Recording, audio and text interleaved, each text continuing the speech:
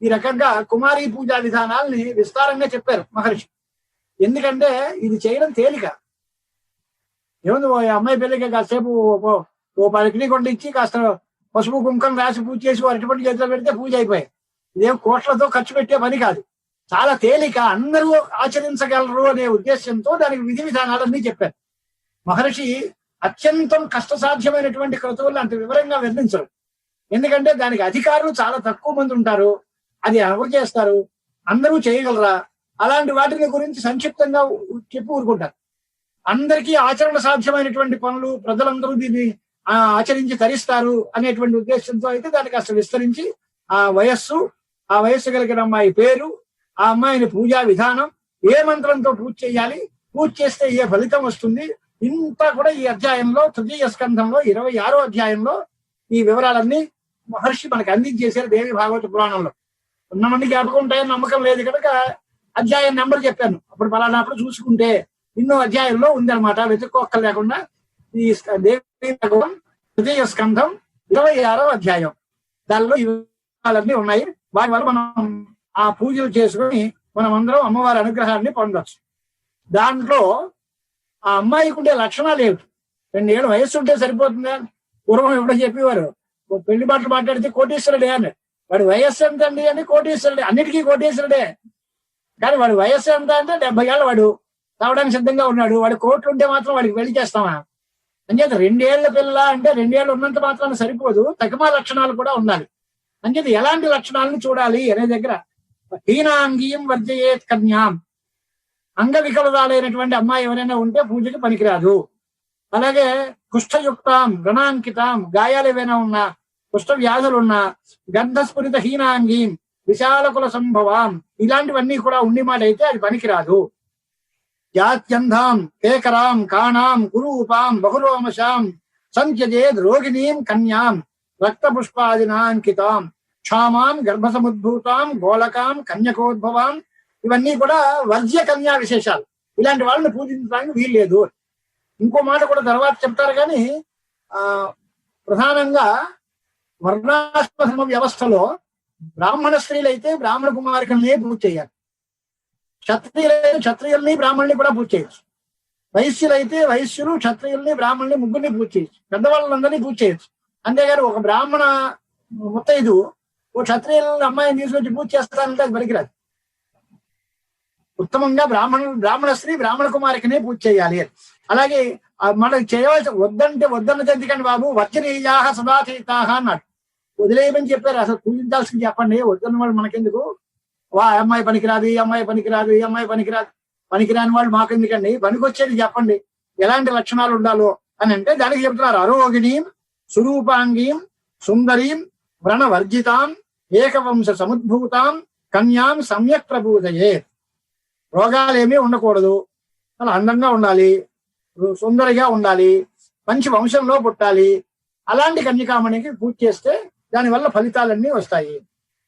బ్రాహ్మణి సర్వకర్యేషు జయాథే ఉపవంశజ అని ఏ పూజ, అన్ని కోరికలకి కూడా బ్రాహ్మణ కన్యకని పూజ చేస్తే చాలా అన్ని ప్రయోజనాలు సిద్ధిస్తాయి. బ్రాహ్మణి సర్వకార్యేషు. మరి జయం కావాలి అనుకునేవాడు జయార్థే నృపవంశజ, క్షత్రియ కుమారికి పూజ చేస్తే జయం వస్తుంది, అది వాళ్ళకి. లాభార్థే వైశ్య వంశోత్థాన్, నాకు లాభం కావాలి అంటే కోట్ల అమ్మాయిని పెళ్లి పూజ చేయాలి, అప్పుడు వైశ్య మత అథవా శూద్ర వంశజ. బ్రాహ్మణి బ్రహ్మజాహ పూజ్యాహ, వాళ్ళ బ్రాహ్మణుల చేత బ్రహ్మవంశోత్పన్నమైనటువంటి బ్రాహ్మణులలో పుట్టినటువంటి కన్యకామణులనే పూజ చేయాలి. రాజన్యై బ్రహ్మవంశజాహ వైశ్యై త్రివర్గజా పూజ్యాహ చతస్ర పాద సంభవై. దీనిలో తమాషా ఏంటంటే రాజన్యైర్ బ్రహ్మవంశజాహ అని మాట ఉంది, అంటే బ్రాహ్మణ కుమారికల్ని పూజ చేస్తారు. వైశ్యులైతే ఈ 3 వర్ణాల వాళ్ళని పూజ చేయాలి అని ఉంది. రాజన్యులైతే బ్రహ్మవంశజమైనటువంటి కన్యకల్ని బ్రాహ్మణ కుమారికల్నే పూజ చేయండి అని చెప్తున్నారు వాళ్ళు. కారుభిశ్చ వంశోత్థ యథాయోగ్యం ప్రపూజయే నవరాత్ర విధానేన భక్తిపూర్వం సదైవహి. కారులు అంటే శిల్పులు, చతుర్థ వర్ణాల వాళ్ళందరూ రకరకాలైనటువంటి కులవృత్తుల్ని గడిపేటువంటి వాళ్ళందరికీ కారవహ అనేటువంటి పేరు. కారుభిశ్చైవ వంశోత్థాః యథాయోగ్యం ప్రపూజయే. నవరాత్ర విధానంతో ఇలాంటి పూజలన్నీ చేయాలి. అలా కాదండి రోజు చేయలేమండి అన్నాడు. చాలా కష్టం. 9 రోజులు అంటే అశక్త నియతం పూజాం కర్తుం చే నవరాత్రకే. ఎంత దయ వాళ్ళకి, మహర్షులకి ఎంత దయ ఉంటుందో. మనలాంటి వాళ్ళు అసమర్థులు లేదా సామర్థ్యం ఉన్న ఆలస్యం. ఒకప్పుడు దేనికి దానికి ఉండేటువంటి విధానాల్లో మన శ్లోకం చెప్తూ ఉంటాం చూడండి. విధేరజ్ఞానేన ద్రవిడ విరహేణ అలసతయా విధేయ అశక్యత్వాత్ చరణయోర్యాచ్యుతిరభూత్ తదేతత్ క్షంతవ్యం జరణి సలోద్ధారిణి శివే కుపుత్రో జాయేత క్వచిదపి కుమాత నభవతి అని. మానేయడానికి కారణాలు చెప్పినవి. విధేరజ్ఞానేన, ఎలా చేయాలో మాకు తెలియదు అనేది ఒక పక్షం. తెలుసండి. ద్రవిడ విరహేణ, డబ్బులు లేవండి చేయడానికి రెండోది. అది ఉన్నాయి, తెలుసు, డబ్బులు ఉన్నాయి, కానీ ఆలస్యం, సోమపోతం, బద్ధకం. అలసతయా విధేరజ్ఞానేన ద్రవిణ విరహేణ అలసతయా విధేయ అశక్యత్వ. ఈ 3 రకాల కారణాల చేత విధేయం అంటే చేయదగిన పనిని మేము చేయలేకపోతే దాన్ని కూడా క్షమించదలి అన్నట్టు. ఎందుకంటే మేము కుర్రాళ్ళు చెడ్డవాళ్ళు అవ్వచ్చు, కానీ తల్లి చెడ్డది ఉండదు కదా. కుపుత్రో జాయేత క్వచిదపి కుమాత నభవతి. నువ్వు అందరినీ రక్షించాలి. చేసిన వాళ్ళకే పెడతాను, చేయని వాళ్ళకి మానేస్తానంటే ఎలాగా? అంటే అందరినీ నువ్వు దయ చూడాలి అనేటువంటి ఉద్దేశంతో మాతృమూర్తి కనుక యా దేవి సర్వభూతేషు మాతృరూపేణ సంస్థిత నమస్తస్యై నమస్తస్యై నమస్తస్యై నమో నమః అని ఆ పరాదేవతను మనం వర్ణిస్తాం. కాబట్టి అలాంటి వాళ్ళల్లో 9 రోజులు మేము పూజ చేయలేమండి అనే వాళ్ళు ఉంటారు మనలాంటి వాళ్ళు. అప్పుడు ఏంటి అంటే అష్టమ్యాంచ విశేషేణ కర్తవ్యం పూజనం సదా. దుర్గాష్టమి నాడు ఖచ్చితంగా పూజ చేయాలి. ఏమన్నా అష్టమి నాడే ఎందుకు, పంచమో సప్తమో అని అనొచ్చు కదా. మా పుట్టినరోజు అండి అవే చేస్తానండి అంటే కుదరదు. దానికి కారణం ఏమిటి అంటే పురా అష్టమ్యాం భద్రకాళి దక్షయజ్ఞ వినాశిని ప్రాదుర్భూత. దక్షయజ్ఞ వినాశనం చేసినటువంటి భద్రకాళి అమ్మవారు అష్టమి నాడు ఆవిర్భవించారు. అంచేత అది చాలా ఉత్తమోత్తమైనటువంటి అవతారం కనుక భద్రకాళి స్వరూపంలో అమ్మవారు అవతరించిన రోజు కాబట్టి మహాఘోరమైనటువంటి పరిస్థితుల్లో కూడా యోగినీ కోట్లతో సహా ఆవిడ ప్రాదుర్భవించారు. కాబట్టి యోగినీ గణ సేవిత అయిన శ్రీ మహాలక్ష్మి స్వరూపమైనటువంటి జగదంబిక దుర్గాష్టమి నాడు ఆవిర్భవించింది. కాబట్టి ఆ వేళ పూజ చేయాలి. అత అష్టమ్యాం విశేషేణ కర్తవ్యం పూజనం సదా. దానికి అనేక విధాలైనటువంటి ఉపచారాలు ఎన్ని వీలైతే అన్ని. గంధమాల్య అనులేపనై, చక్కగా పువ్వులు తెచ్చుకొని మాలలు కట్టి ఇవ్వడం, మంచి సుగంధ పరిమళ ద్రవ్యాలు వేయడం, దానిలో మంచి పాయసై ఆమిషై హోమై వశిష్ట బ్రాహ్మణానాంచ భోజనై ఫల పుష్పోపహారైశ్చ తోషయే జగదంబికాం. ఎంత వీలైతే అంత, ఎంత ఎక్కువగా ఆవిడికి ఉపచారాలు చేసి ఆవిడిని ఆనందింపజేయగలమో అంతా చేయాలి. అది అష్టమి నాడు పక్షం ఒకటి మనకి సులభంగా చెప్పినటువంటి మార్గం. ఉపవాసే యశక్తానాం నవరాత్ర వ్రతే పునః. 9 రోజులు నేను ఉపవాసాలు ఉండలేనండి, మాకు షుగర్లు బీపీలు చాలా ఉన్నాయి, 9 రోజులు ఉపవాసాలు చేయలేం అని అంటే ఉపోషణ త్రయం ప్రోక్తం యథోక్త ఫలదం నృప. 3 రోజులు ఉపవాసాలు చేయండి చాలు, 9 రోజులు అక్కర్లేదు అని. ఏమేంటండి 3 రోజులు అంటే ఎప్పుడు అని అంటే సప్తమ్యాం చ తథా అష్టమ్యాం నవమ్యాం భక్తిభావతః త్రిరాత్రకరణాత్ సర్వం ఫలం భవతి పూజనాత్. త్రిరాత్ర వ్రతం అంటే దేవి నవరాత్రోత్సవాలు అని పేరు. 9 రోజులు చేయలేకపోతే దేవి త్రిరాత్రోత్సవాలు. అది కూడా చేయలేకపోతే ఏకరాత్రం అష్టమి నాడు. 3 పక్షాలు చెప్పారు. దానిలో ఉపవాసాలకు కూడా సప్తమి అష్టమి నవమి 3 రోజులు ఉపవాసాలు చేయబండి అని చెప్పారు. పూజలు, హోమాలు, కుంకుమ పూజలు, సంపూర్ణమైనటువంటి వ్రతాన్ని అంతటినీ కూడా చేసి బ్రాహ్మణ సమారాధన చేసి ఇవన్నీ కూడా అమ్మవారికి సమర్పణ చేసి దానిలో దానాలు అనేక రకమైనటువంటి వ్రతాలు అన్ని చేసిన తర్వాత చివరికి అన్ని కూడా దానికి ఫలం చెబుతున్నారు. నవరాత్ర వ్రతస్యాస్య నైవ తుల్యాని భూతలే. లోకంలో ఇతరమైనటువంటి అనేక నోవులు, దానాలు, తీర్థయాత్రలు ఏవి చేసినా ఈ నవరాత్ర వ్రతానికి అవి ఏవి సరిపోవు. వాటి అన్నిటికంటే కూడా ఉత్తమమైనటువంటిది, ధనధాన్యప్రదమైనది, సుఖ సంతోషాలని వృద్ధి చేసేది, ఆయురారోగ్యాలని ఇచ్చేది, స్వర్గాన్ని మోక్షాన్ని కూడా ప్రసాదింపజేసేటువంటిది అయినటువంటి ఈ నవరాత్ర వ్రతము. విద్యార్థులైనటువంటి వాళ్ళు విద్యల్ని పొందుతారు. రాజ్యభ్రష్టుడు రాజ్యాన్ని మళ్ళీ తిరిగి సంపాదించుకుంటాడు. పూర్వజన్మల్లో ఎవరైనా పాపాలు చేశాడు అంటే అర్థం ఏమిటి అంటే ఇప్పుడు ఈ జన్మలో వాడికి ఈ వ్రతం చేయాలని అనిపించకపోవడం. దానికి కారణం అది. పూర్వజన్మని ఏ న్యూనం నకృతం వ్రతముత్తమం తే వ్యాధినో దరిద్రాశ్చ భవంతి పుత్రవర్జితా. వాళ్ళు మాకు సంతానం లేదండి అనేవాడు ఒకడు, రోగాలు వచ్చేయండి అని ఒకడు, డబ్బులు లేవండి అని ఒకడు. వీటికి కారణం ఏమిటి అంటే పూర్వ జన్మలో వీడు ఎప్పుడూ అమ్మవారిని పూజించలేదు అని అంటారు. వాళ్ళు పూజిస్తే ఈ రకమైన దౌర్భాగ్యాలు రావు.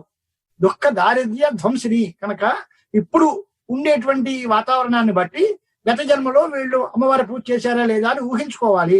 కార్యేణ కారణానుమానం అంటారు. కార్యాన్ని బట్టి కారణం ఊహించడం. కొన్ని చోట్ల కారణాన్ని బట్టి కార్యం ఊహిస్తాం. ఇప్పుడు ఈ జన్మలో వీడు ఈ మంచి పనులు చేస్తున్నారు అనుకోండి, మళ్ళీ ఈ జన్మలో వీడు అఖండ ఐశ్వర్య సంపన్నుడై చక్కగా పుత్రపౌత్రాభివృద్ధితో ఉంటాడు. ఇప్పుడు కారణం ఉంది కనుక భవిష్యత్ జన్మలో కార్యం చెప్తాం. ఇప్పుడు దరిద్రం అనుభవిస్తున్నాడు అని గత జన్మలో వీడు చేయలేదు అని కారణాన్ని ఊహిస్తాం. కార్యాన్ని బట్టి కారణాన్ని ఊహించడం కానీ, కారణాన్ని బట్టి కార్యాన్ని ఊహించడం కానీ అందరూ కూడా బుద్ధిమంతులు తెలుసుకోవాలి. దానివల్ల పూర్వజన్మని ఏహి నూనం నకృతం వ్రతముత్తమం తే వ్యాధిన దరిద్రాశ్చ భవంతి పుత్రవర్జితా వంధ్యాచయా భవేన్ నారీ విధవా ధనవర్జిత అమునా తత్ర కర్తవ్య నేయం కృతవతి వ్రతం.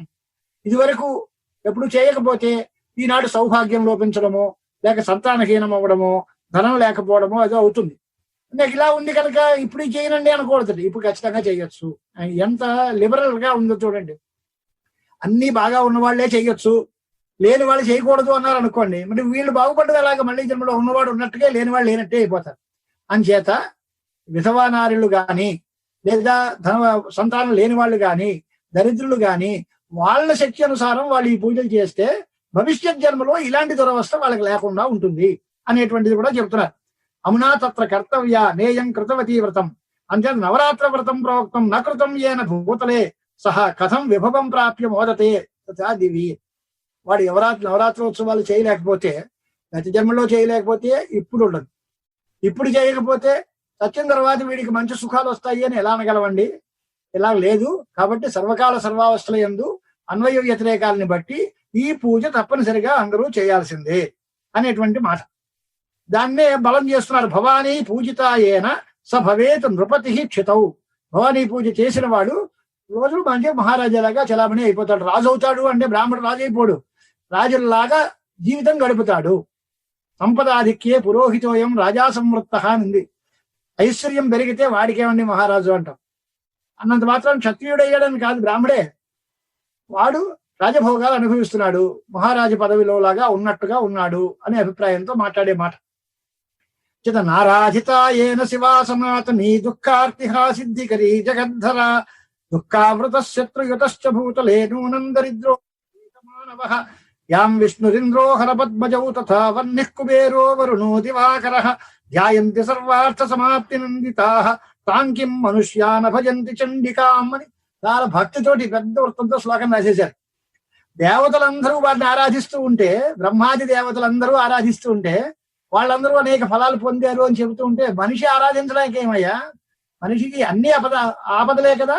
ఈ ఆపదల్లోంచి బయటపడాలి అంటే కిం మనుష్యాహ నభజంతి చండికాం. ఈ మనుషులు చండికా పూజ ఎందుకు చేయరు?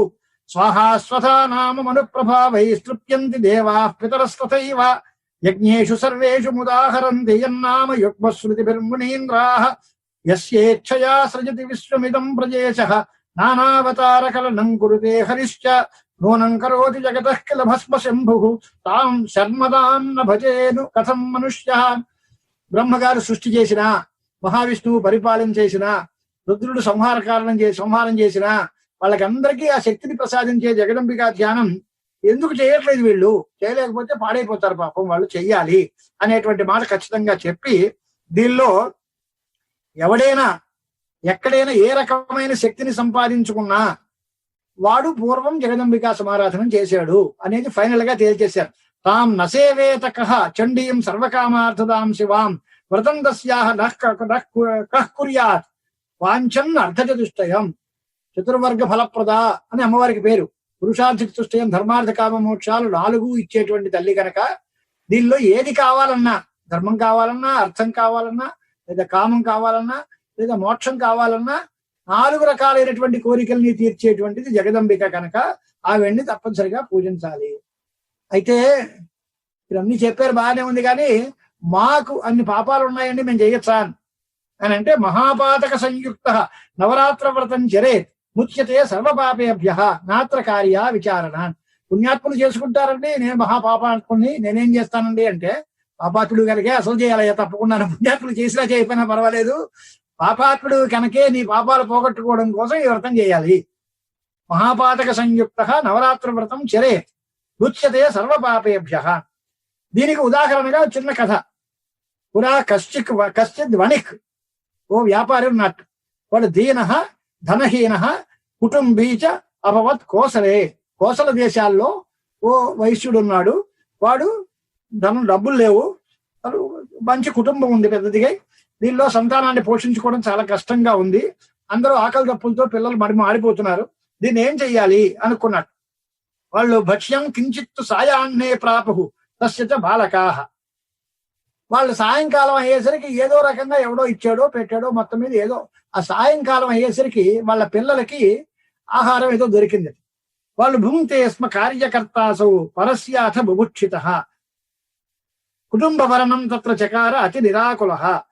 సదా ధర్మరత శాంత సదాచారశ్చ సత్యవాక్ అక్రోధనశ్చ ధృతిమాన్ నిర్మదశ్చ అనసూయక. వాడు మంచి లక్షణాలు గలవాడు. దాన్ని ఎప్పుడైనా సాయంకాలం దొరికి మాట అయితే అది మాత్రం ఏదో అంటే భిక్షాటనం చేసుకోవడమో, లేక ఎవరైనా ఇస్తే పుచ్చుకోవడమో, దానివల్ల వచ్చిన దాంతో సంతోషపడుతూ ఉండేవాడు. దేవతలందరినీ నిత్యం పూజించి వాళ్ళు ఉన్న వాళ్ళలో మిగిలిన దాన్నే తాను తింటూ జీవితం గడుపుతూ ఉన్నాడు. వాడి పేరేంటి? సుశీలుడు అని పేరు.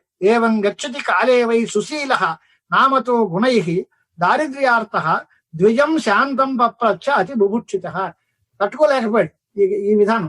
ఇలాగే నేను ఎంతకాలం జీవించగలనండి, నాకు దీనికి ఏదైనా పరిష్కారం లేదా, ఇలాగే ఎంతకాలం జీవిత యాత్ర చేయగలను అంటే దీనికి ఏదైనా మార్గం లేదా అని ఓ బ్రాహ్మణోత్తముడిని వెళ్ళి అడిగాడు. ఈ వైశ్యుడు ఓ బ్రాహ్మణుని అడిగాడు. సుశీలుడు అడిగే మాట ఏమిటి అంటే, భో భూదేవ కృపాంకృత్వా వదస్వాద్య మహామతే కథం దారిద్ర్య నాశ స్యాత్. ఈ దరిద్రం పోయే మార్గం ఏదైనా ఉంటే చెప్పండి బ్రాహ్మణోత్తమా అని అడిగట వీడు. దీనికి ఎందుకయ్యా అన్నాడు. నేనేదో పెద్ద ధనవంతుడిని అయిపోవాలని కోరిక నాకు లేదు, కానీ నా కుటుంబాన్ని పోషించుకోవడానికి, పిల్లల్ని పోషించుకోవడానికి తగిన ధనం ఉంటే చాలు. అంతేగాని నేనేదో వాళ్ళ కోటీశ్వరుని అయిపోవాలనే ఆశ లేదు. ఆ మాట చెప్పాడు పాపం ఆయన. ధనైషనామే నైవాస్తి ధనీష్యామిటి మానద కుటుంబ భరణార్థం వై పృచ్చామి త్వాన్ విజోత్తమ. చాలా నార్మల్ గా మినిమం కోరిక అంటామే మనం, అవసరాలు, నిత్యావసరాలు, నా పిల్లల్ని పోషించుకునే దానికి డబ్బు ఉంటే చాలు, నాకు గొప్ప ధనం ఏం కాక్కర్లేదు. దీనికి మార్గం ఏదైనా చెప్పండి.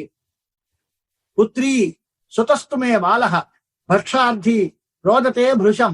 నాకు సంతానం బాగా ఉంది, నా పిల్లడా చిన్న పిల్లాడు, వాడు ఏమి చేయలేడు, వాడు ఏడుస్తున్నాడు, వాడికి పెట్టడానికి కూడా నా దగ్గర తావన్ మాత్రం గృహేణ అన్నం ముష్టిమేకాం దదామ్యహం. ఓ పిడికడు అన్నం వాడికి పెట్టాలి అంటే కూడా నా దగ్గర ఏమీ లేదన్నాడు. ఆ పిల్లడికి ఓ పిడికడు అన్నం పెట్టడానికి కూడా నా దగ్గర ఏమీ లేదు. నేను చాలా దారుణమైనటువంటి దరిద్ర బాధతో అనుభవిస్తున్నాను. దీనికి ఇంక నేనేం చెయ్యాలి?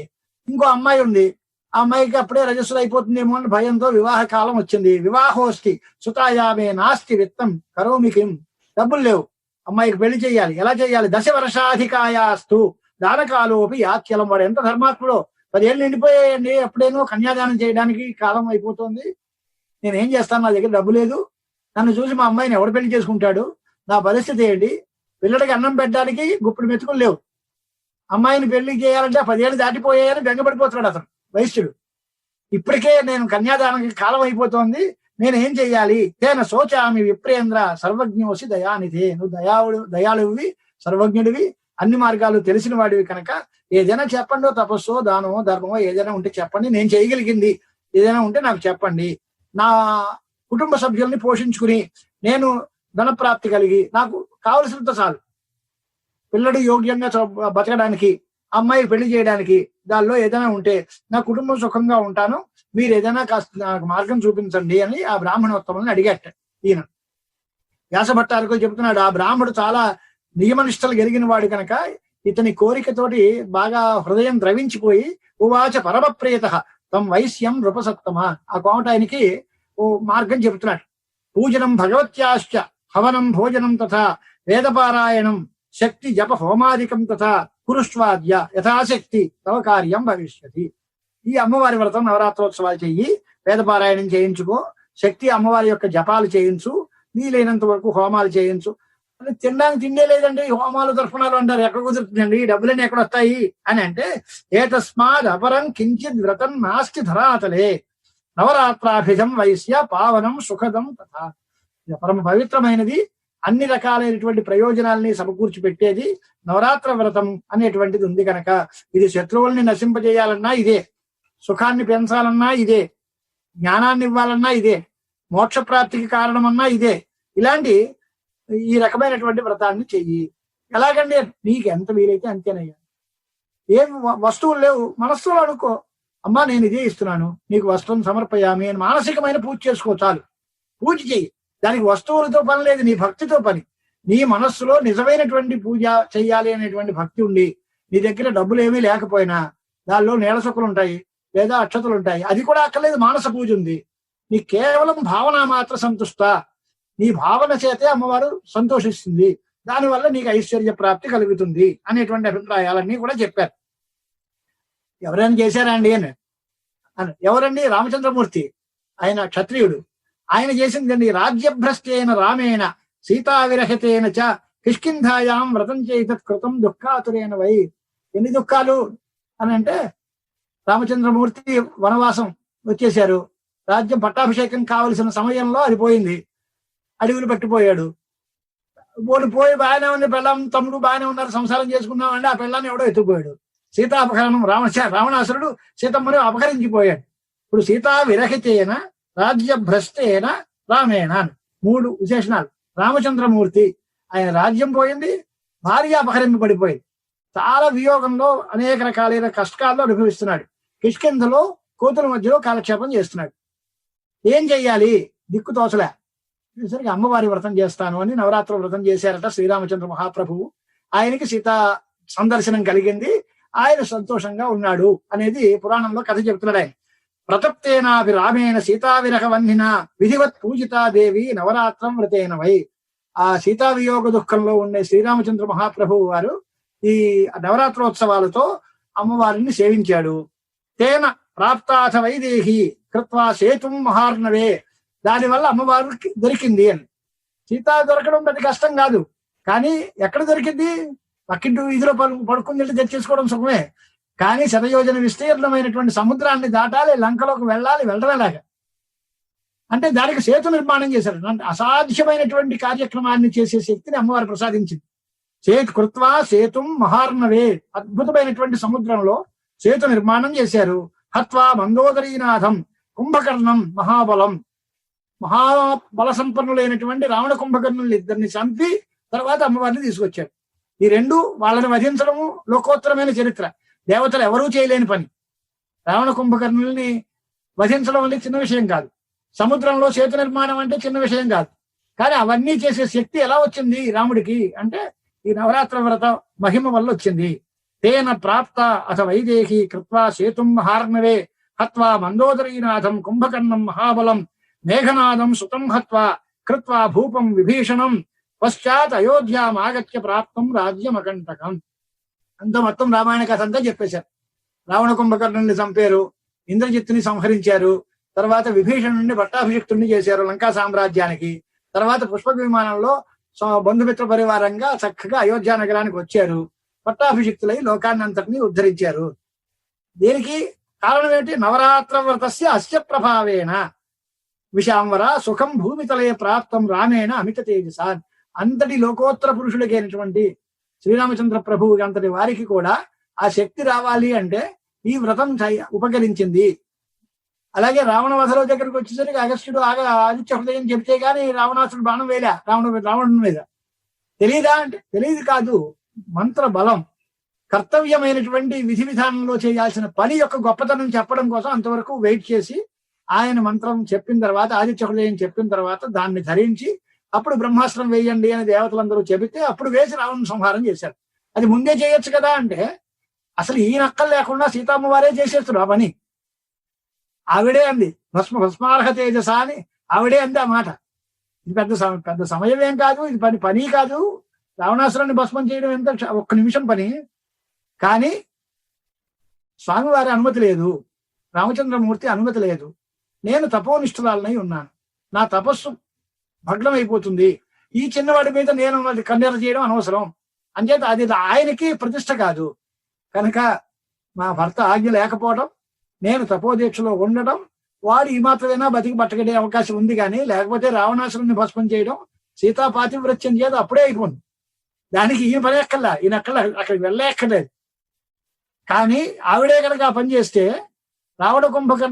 రావణాసురుని కుంభకర్ణుని చంపి పరమాత్మ చేతిలో హతులైతేనే జయ విజయుల యొక్క వరప్రదానము, వాళ్ళ శాపోపసంహారము జరుగుతుంది అనే దైవ కార్యము అవదు. ఆ వాడిని ఒక్కడిని చంపేసి వీటిలో వచ్చేసింది. ఆ లంకా సామ్రాజ్యంలో ఉండే రాక్షసులందరూ పెరిగిపోతారు, లోకానికి ఉపద్రవము తప్పదు. అంతే లోకానుగ్రహం చేయాలి అంటే మొత్తం సమస్త విధమైన నశింపజేస్తే గాని అవదు. అది ఒక్క సీతమ్మ తల్లి తలుచుకుని చేయదు ఆ పని. ఎందుకంటే వాళ్ళు నిరపరాధులు, వాళ్ళని శిక్షించాల్సిన బాధ్యత ఏముంది ఆవిడ మీద? నాకు అపకారం చేసిన రావణుడికి నేను ప్రతీకారం చేయొచ్చు, కానీ దానివల్ల రామచంద్రమూర్తి గౌరవమా తగ్గిపోతుంది, నేనా అనవసరమైనటువంటి తపోభక్తి విఘ్నానికి భంగానికి కారణం అవుతాను, కాబట్టి నేను ఓపిక పట్టాను అందాడు. అలాగా ఈ రామచంద్రమూర్తికి ఈ నవరాత్ర వ్రత మహిమ వల్ల ఈ రకమైనటువంటి ప్రభావాలన్నీ వచ్చాయి అని వ్యాసుల వారు చెప్పారు. ఇది ఎవరు? ఒక బ్రాహ్మణుడు సుశీలుడు అనే వైశ్యుడికి చెప్పిన ఉపదేశంగా ఆ కథని చెప్పి నువ్వు తప్పకుండా చెయ్యను. వాడు చేశాడా అండి? వెంటనే వీడి ప్రశ్న కదా మళ్ళీ ఆయన చెప్పాడు, బ్రాహ్మణుడు బాగానే ఉంది, ఆ కోమటాన్ని చేశాడంటారా అని అడిగితే, ఇది విప్రవచ శ్రుత్వ స వైశ్య తన్ ద్విజం గురుం కృత్వా జగ్రాహ సన్మంత్రం మాయాబీజాభిధం రూప. అయితే అమ్మవారి మంత్రోపదేశం నాకు చెయ్యండి అని అదే ఆ బ్రాహ్మణ్ణే గురువుగా పెట్టుకుని ఆయన దగ్గరే మంత్రాన్ని ఉపదేశం తీసుకుని జజాప పరయాభక్త్య నవరాత్రం అతంద్రిత, నవరాత్రాలు వచ్చే వరకు చక్కగా మంత్ర జపం చేసి అనేక విధాల పూజా పురస్కారాలతో ఆ అమ్మవారిని ధ్యానం చేసేట. ఆ తర్వాత నవ సంవత్సరం చైవ మాయాబీజపరాయణ నవమే వత్సరాంతేతు మహాష్టమ్యాం మహేశ్వరి అర్ధరాత్రేతు సంజాతే ప్రత్యక్షం దర్శనం దదౌ. ఇలాగా ఆ బ్రాహ్మణోత్తముడి దగ్గర మాయాబీజాన్ని మంత్ర ఉపదేశం పొంది ఆయన చక్కగా నవరాత్ర వ్రతం చేస్తూ నిర్విఘ్నంగా ఓ ఏడాది చేసి బాగానే ఉంది, కాకుండా 9 సంవత్సరాలు చేశారట. 9 సంవత్సరాలు చేసిన తర్వాత 9వ సంవత్సరం రాత్రి వేళ మహాష్టమి నాడు అమ్మవారు జగదంబిక అర్ధరాత్రంలో ప్రత్యక్ష దర్శనం ఇచ్చి అనేక వరాలన్నీ ఇచ్చి వాడిని కృతార్థుని చేసింది. అంటే చివరికి దేవి సాక్షాత్కార ప్రదాయకమైన వ్రతం ఇది. దుర్గాష్టమి నాడు అమ్మవారి దర్శనమే వస్తుంది అన్నంత గొప్ప ఫలం కలిగినటువంటి నవరాత్రి వ్రతము అని దీన్ని వైభవంగా వర్ణించారు. అంటే మళ్ళీ పురాణం తాలూకు కథ ప్రకారం రాముడు చేశారన్నారు, బాగానే ఉందండి. కథం రామేణ తచ్చీర్ణం వ్రతం దేవ్యాహ సుఖప్రదం రాజ్యభ్రష్ట కథం సోద్య కథం సీతాహృత పునః. మనందరికీ రామాయణ కథ వినేశాం కనుక రామాయణ కథ తెలుసు, కానీ జనమేజయ మహారాజా వారికి రామచంద్రమూర్తి యొక్క కథ పూర్తిగా తెలియదు. ఆ జనమేజయుడు అడిగాడు, ఎవడో రాముడు చేశారన్నారు, వాడి రాజ్యం పోయిందన్నారు, సీతమ్మ అపహరింపబడిందన్నారు, ఆ కథ ఏమిటో మాకు చెప్పండి అన్నాడు. ఆ రాముడు అంటే ఎవరు, ఆయన సీతమ్మని ఎందుకు అపహరించారు, ఎవరు అపహరించారు, రాజ్యభ్రష్టం ఎలా అయింది, రాజ్యభ్రంశం ఎందుకు వచ్చింది, ఆ రామాయణ కథ అంతా నాకు చెప్పండి అని జనమేజయ మహారాజు అడిగితే వ్యాస భట్టారకుడు ఆ రామాయణ కథను అంతటిని సంక్షిప్తంగా ఇక్కడి నుంచి ప్రారంభించి చెప్తున్నారు.